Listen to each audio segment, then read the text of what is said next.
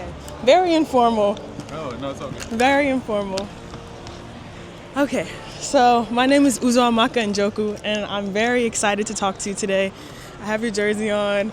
I literally, whenever I was leaving the house, I was like, let me just wear this today. It's my last day at Radio Row, so very timely, but I'm happy to be here. So how are you today? How has it been doing the Super Bowl craziness and everything? Yeah, it's been good. You know, this is not my first rodeo for sure. You know, it's been interesting to have it in New Orleans, obviously. I think it puts on display just how well New Orleans deals with large events like this and just how much easier it is in a city like this where you could walk everywhere. So it was really cool being able to fly back in. I got in yesterday. And I had a time slot to land at Lakefront Airport at like 4, so figuring all that out was pretty cool. But it's cool to see, you know, the city's so alive, so on fire right now. It really is. And the last time a Super Bowl was here, I was like very young. So now I'm getting my master's at Tulane, Health Communications, and I'm fortunate enough to just like walk here every day and like have my credentials that give me access to this world. So yeah, just crazy to be here, but like wonderful to be talking to you today. And so I wanted to ask you kind of about your journey. I know that you played basketball and you had to do a transition into football. Can you just tell me a little bit about what that was like and just how that whole thing went down? Yeah, that was one of the more wild moments of my life. It was many years, I guess it took, but basically I played college basketball for 4 years. Then I was asked to try and come back and play football. You know, with no promises of what would happen or what I was guaranteed of anything. So I decided to go back to grad school, went back to University of Miami, played 6 months, and ended up getting drafted here to New Orleans, which was pretty special because they just won a Super Bowl. And, you know, so I was able to learn from some of the best at the time. You know, Jeremy Shockey, Dave Thomas, Drew Brees, you know, Marcus Colston, Lance Moore, Reggie Bush. I mean, you know, Jari Evans. Yeah, it's, you know, it's basically all the guys in the Saints Hall of Fame. And, you know, so that was special, but obviously very challenging because I was drafted and I knew nothing about football. I didn't know any of the rules. I didn't know any of the, like, understanding of, I remember there was a card that said +2, and I had no idea what that even meant. And I was like, what does that mean? It's like, oh, +2 of the numbers. And, you know, that's something you learn day one in Pop Warner. And I just had never experienced it. So, you know, there was a lot on my plate, and it took just a lot of my time, a lot of sacrifice. You know, after my rookie year, that's when they basically told me, you know, you're going to be the starter moving forward. It's going to be your position to lose. And I hadn't barely played more than 30 snaps a game. So I got to work, and I basically just put my head down, focused on, you know, work and team, and focused on the playbook. And, you know, that next year I was all pro. So, you know, I was lucky enough to be put in a great situation with some unbelievable teammates and, you know, the best quarterback in football. And, you know, the rest is history. And so with you doing that at such a young age, was it hard to kind of get adapted and keep your head screwed on straight, especially like being in New Orleans where there's always something happening, always a festival, always an opportunity for a good time? Yeah, I mean, I think I was well prepared for this because I went to the University of Miami. So I went to college in Miami, which is also kind of wild.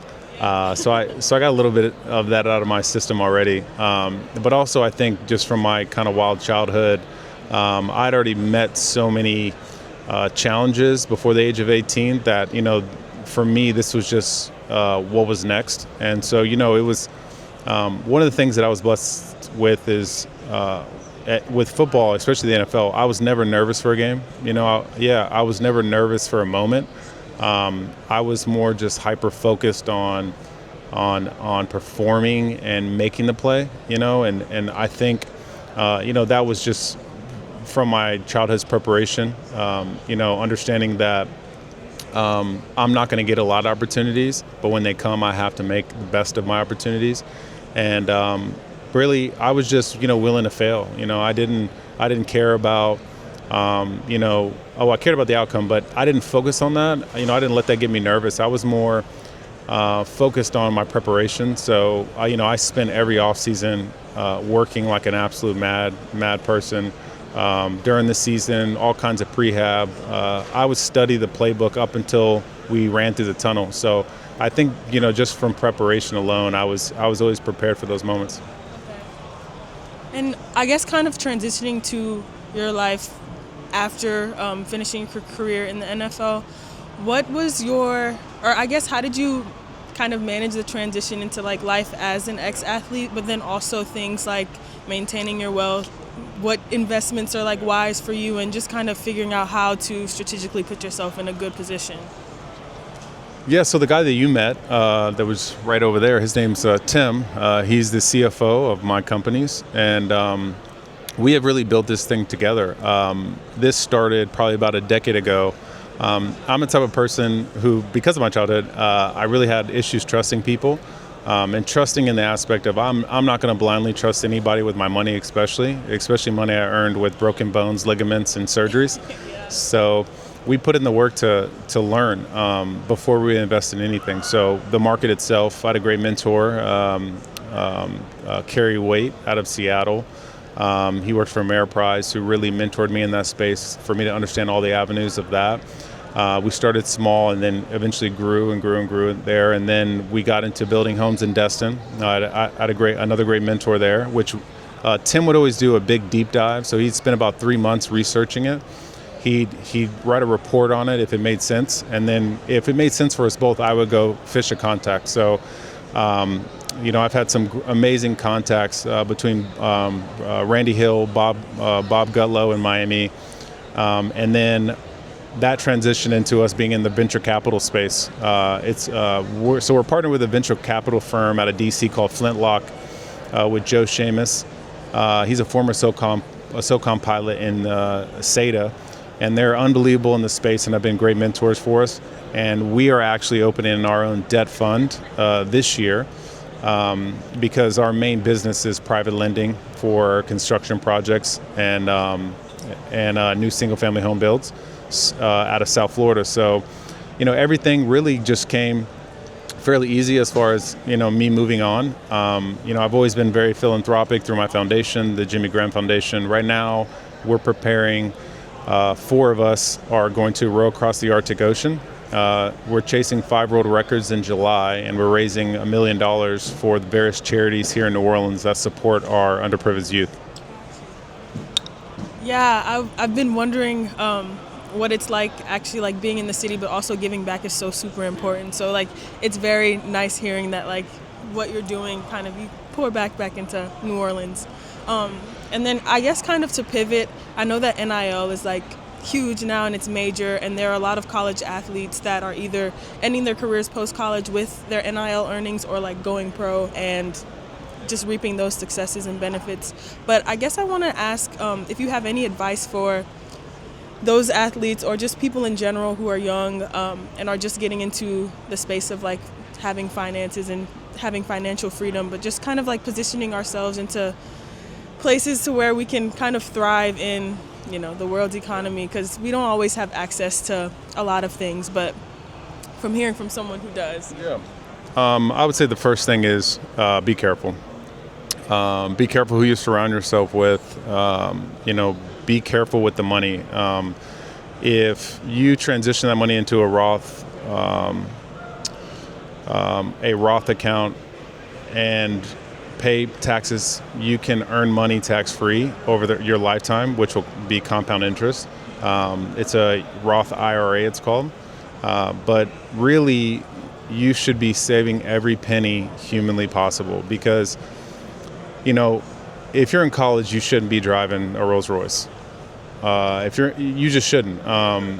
It's one of the things or you shouldn't own a Lamborghini. I always tell guys, especially because the average, I think, go broke 3 years after retirement is like at 70-some% within the NFL, and these are guys who earn money for a long time. So what it is you can either live like a king for a few years or you can live like a prince for the rest of your life if you're willing to put in the work, find the right contacts, and learn where your money's going.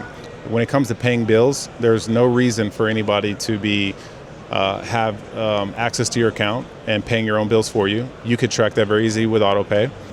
if people come to me all the time with new investments and new opportunities, or old teammates talk about things that mishaps they made, and I always tell them, listen, if you can invest in it now, you can invest in it in 6 months. Take the next 6 months, learn everything you can learn about that, and find a mentor in the space who's going to teach you all his failures and successes, and then think about putting in a small amount. Every opportunity that comes by is a once-in-a-lifetime opportunity. So, if you can't do the due diligence on an investment, then just take 6 months and another once-in-a-lifetime opportunity will come. Thank you. That's really instrumental advice, because myself and my peers, I'm an artist, but I'm also a filmmaker. So it's very tough getting the information that you need to kind of set yourself up for good success financially. So I really do appreciate the advice. And thank you so much for taking the time and talking to me. I'm so glad that we ran into each other. And like I said, had I not had on this jersey, someone wouldn't have told me that, hey, do you know he's in the building? And then I ran over to find you. So I appreciate it so much, and thank you. Well, thank you for having me. Love the jersey. Go Saints. It's incredible. And good luck with your future. Good luck currently with your master's program. And nothing but success for your future. I appreciate it. My phone fell. Would you be able to get a photo of us sitting down? Of course.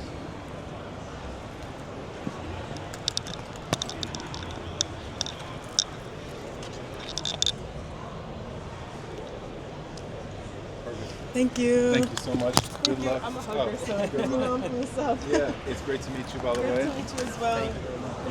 Thank you so much. Thank you. And is there an email that I can have so I can just send it to you afterwards? I'm gonna go